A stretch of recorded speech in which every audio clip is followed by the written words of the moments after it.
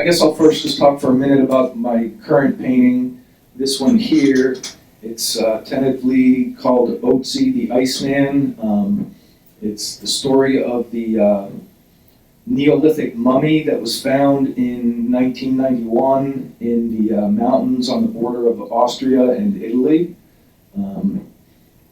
This mummy was so well preserved, they were able to determine what he actually had for his last meal, approximately 8 or 9 hours before he died. They were able to tell that he carried a copper-bladed axe, a partially constructed bow made from yew wood. He had arrows. He had a fire-making kit. He had a bear pelt hat and a grass-woven cloak that was actually a waterproof cloak. And they even reconstructed his shoes at one point.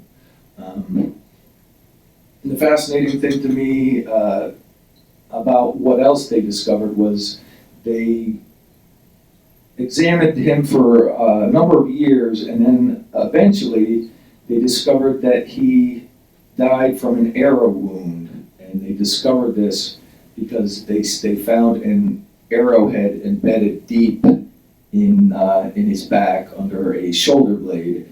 And from the forensics, they were able to determine that a wound inflicted by an arrow at that location would have been quickly fatal. And so that was certainly his cause of death.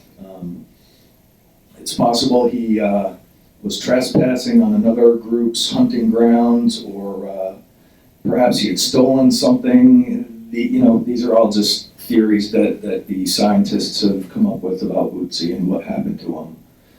Anyway, I love history. I've been doing a lot of winterscapes, and I like the mystery that this painting, can kind of tell a little bit of that story, but still have some mystery to it. Over here, if you look where I'm pointing, that's another one of the winter scenes I've been working on. That one is Hannibal crossing the Alps. Next to that, here's a work in progress called The Siege. These are all just working titles. You never know. If we look over here, this is a painting about a character I've done a few times. He's a bit of a time traveler, and he shows up in different places in my paintings. This one is a bit of a mystery, I hope, but he's kind of looking around at a place that's been abandoned for reasons unknown, and he's just trying to figure out what might have taken place at this certain location at different times. Over here is a painting called The High Ground. Another winter battle scene.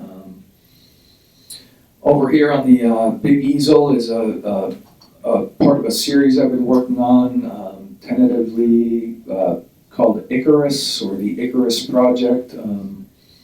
Kind of, who doesn't love the idea of having a personal jetpack where you could actually fly, and who hasn't at some point in your life dreamed of flying like a bird and with that kind of freedom?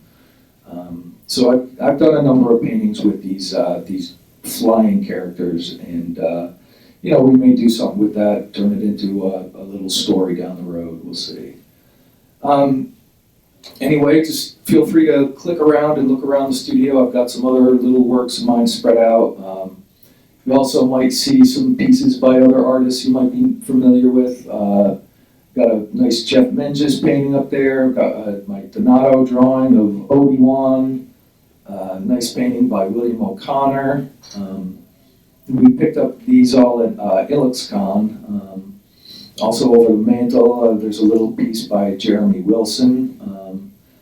Next to that, a little drawing by Linda Adair. And a Richard Hescock's little science fiction landscape. These other paintings you'll see of like samurai figures, those are mine. again, part of an ongoing series I'll probably talk more about in the future. Over in the corner here, there's a cool little airbrush by Jody Fallon. Nice guy too.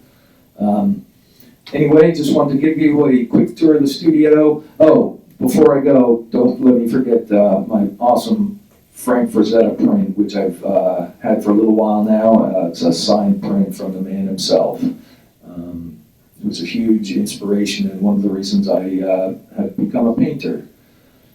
So that's it. Again, just feel free to click around, and hope you enjoy this little tour. We'll see you again soon.